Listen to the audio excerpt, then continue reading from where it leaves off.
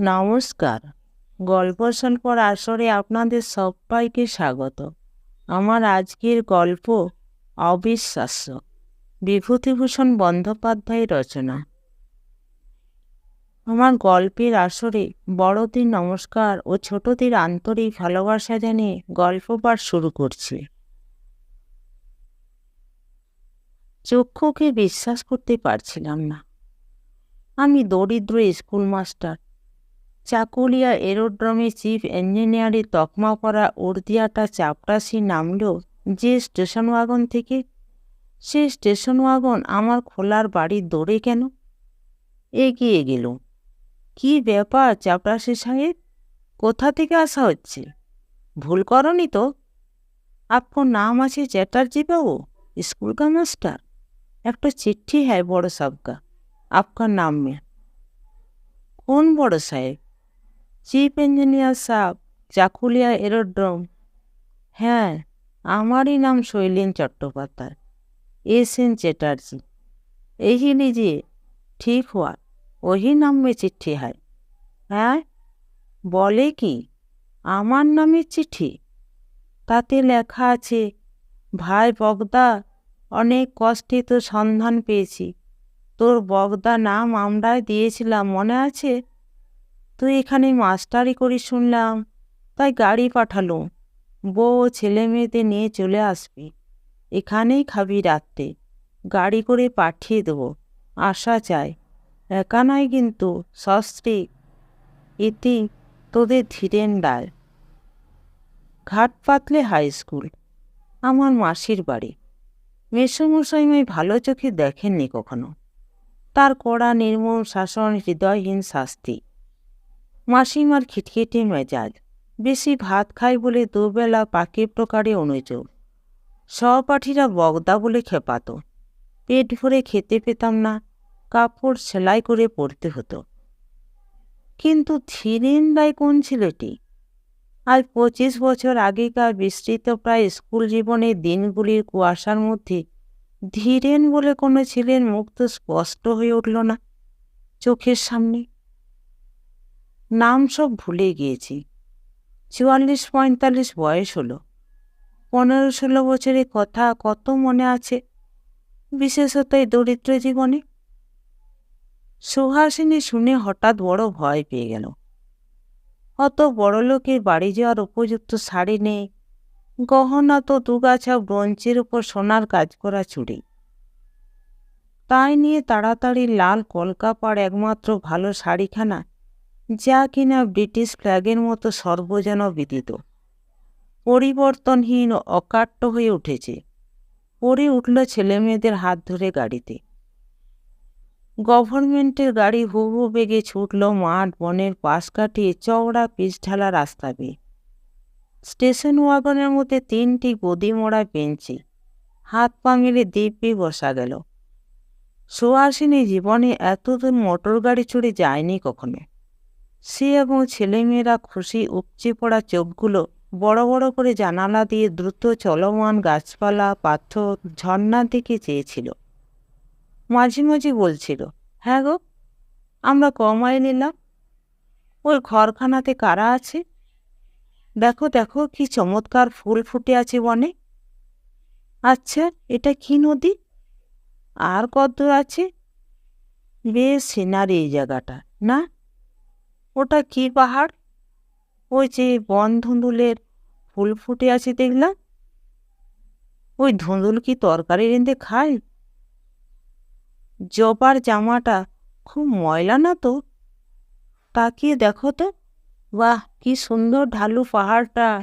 দেখো দেখো, পাহাড়ের উপর ওটা কি গাছ? কুসুম গাছ। চাকুলিয়া এরোড্রোমে গাড়ি পৌঁছে গেল।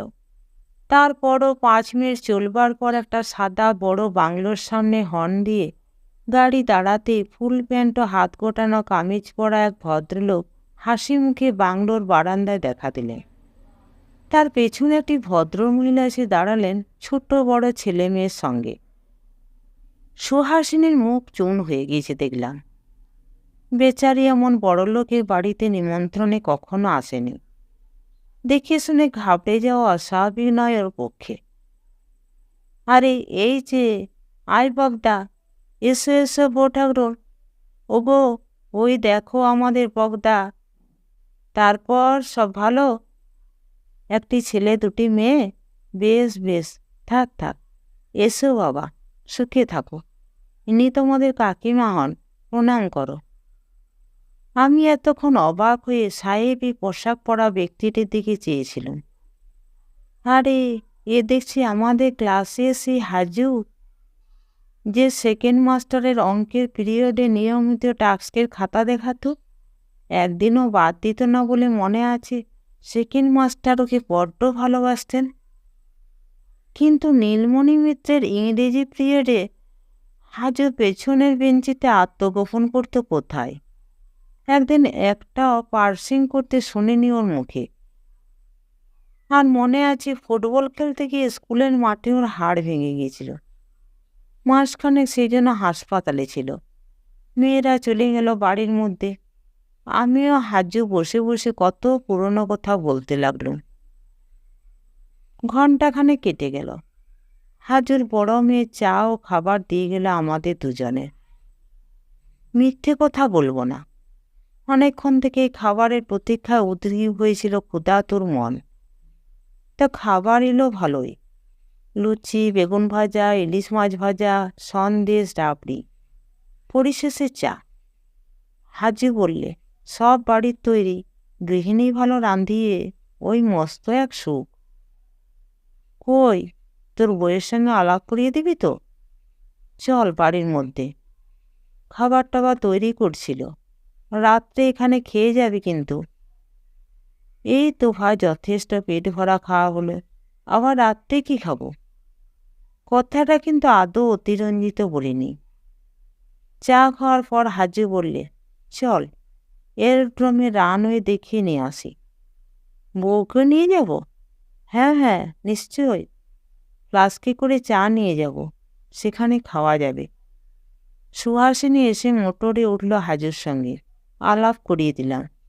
হাজু বললে, বউ ঠাকরুন, একদিন আপনার হাতে রান্না খেতে যাচ্ছি কিন্তু। সুহাসিনী বললে, সামনের রবিবার চলুন না সবাই, দিদি, মন্টু, নীলিমা, অনিমা সবাই যাবে। হাজু হেসে বললে, সে হবে না, স্টেশন ছেড়ে বেশিক্ষণ কোথাও যাবার জো নেই আমার। খাবো গিয়ে সন্ধ্যের পরই, ঘণ্টাখানেক থাকবো। বাড়িতে এরা না থাকলে চলবে না। এরোড্রোমে সাহেব শুভ আসে ওই দিন বেড়াতে, তাদের চাটা দিতে হবে। আমি ঠিক যাব। মন্টু, নীলিমা, অনিমাকে নিয়ে যাবেন কিন্তু। চাকুলিয়া এরোড্রোমের নানা জায়গা ঘুরে কেনেডি বলে এক সাহেবের বাংলোয় হাজু মোটর নিয়ে হাজির হলো। কেনেডি এরোড্রোমের গ্রাউন্ড অফিসার এবং ইঞ্জিনিয়ার। হাজুর সঙ্গে বিশেষ বন্ধুত্ব আছে বোঝা গেল। আমাকে, বিশেষ করে সুহাসিনীকে খুব খাতির করলে। সুহাসিনী তো ভয়ে ও সংকোচে জড়সড়। ছেলে মেয়েদের বিস্কুট, পনির, কলা প্রভৃতি খেতে দিলে। আমাদের দিলে কফি। দেশি গান শুনতে নাকি বড় ভালোবাসে শুনে আমি সুহাসিনীকে একটা গান করতে বললাম। সুহাসিনী গরিবের ঘরণী বটে, কিন্তু ভারী সুন্দর ওর কণ্ঠ। তবে সময়ভাবে চর্চা না হওয়ায় নতুন আর কিছু শিখতে পারেনি। রজনী সেনের একটা গানও কেমন চমৎকার গাইলে। কেনেডি শুনে খুব খুশি। আমি বললাম, যেদিন আমাদের বাড়ি যাবে কেনেডিকেও নিয়ে যেও। সুহাসিনীও তাই বললে। কেনেডিকে আমি সুহাসিনীর অনুরোধ বুঝিয়ে দিলাম। কেনেডির খুশি আর ধরে না। সুহাসিনীকে বললে, my Indian sister, I must keep your invitation. হাজুর বাংলোয় যখন আমরা ফিরে এলাম তখন রাত 8টা। তখনই আমাদের খাবার জায়গা হলো। ঘি ভাত, মাংস, মাছ, চাটনি, পায়েস ও সন্দেশ। বেশ রান্না, ঘি খুব ভালো। মুঙ্গের থেকে কে একজন ওকে ঘি নাকি এনে দেয়। খাওয়া হয়ে গেলে স্টেশন ওয়াগন তৈরি হয়ে এলো আমাদের জন্যে। সকলের কাছে বিদায় নিয়ে মোটরে চড়ে আমরা রওনা হলাম। আবার সেই অরণ্যপথ ও মুক্ত প্রান্তর, জ্যোৎস্নাময়ী রজনী। আমাদের মন আনন্দে পূর্ণ। সমস্ত সুহাসিনী কেবল সেই কথা বলতে বলতে এলো। বললে, আগে ভেবেছিলাম বড়লোকের কাণ্ড কারখানা, না জানি কি বিপদেই পড়ব গিয়ে। কিন্তু এমন অমায়িক সবাই। দিদি তো মাটির মানুষ, তেমনি ঠাকুরপো। সাহেবটাই বা কি ভালো লোক। ওদের কিন্তু ভালো করে খাওয়াতে হবে রবিবারে। আমি ছেলে মেয়েদের আসতে বলে দিয়ে এসেছি। আমরা রাত 10টার সময় এসে নিজেদের খোলার ঘরের বাসায় পৌঁছালাম। উৎসাহ ও আনন্দে সুহাসিনী সারা রাতটা জেগেই রইল এবং শুধু এরোড্রোম ভ্রমণের নানা ঘটনার পুনরাবৃত্তি করতে লাগল। সে জীবনে কখনো এমন মোটর ভ্রমণ করেনি, এমন সুখাদ্য খায়নি, এত বড় দরে লোকের সঙ্গে মেশেনি। সবটা মিলিয়ে আজ তার জীবনের একটি অতি স্মরণীয় দিন। আমার তৃপ্তি এই ভেবে যে আমার নিজের কোনো দিনও ক্ষমতা হতো না ওকে এভাবে আনন্দ দিই। তবুও অপরের দৌলতে যা হয় একটু আমোদ আহ্লাদের মুখ দেখে নিলে একদিন। আচ্ছা, ওদেরকে খাওয়াবো বলো দেখি। সাহেবটা যদি আসে আমাদের খাওয়া খাবে তো? ঘি ভাত রাঁধতে পারবে না? খুব। মাংস আর ঘি ভাত রেঁধো। পায়েসে দুধ কতটা লাগবে বলো তো? তা 250 কম নয়। সেও ধরো 1 টাকা। বাদাম কিশমিশ চাই। বাদাম নয়, পেস্তা বলো। ওই হলো, পেস্তা।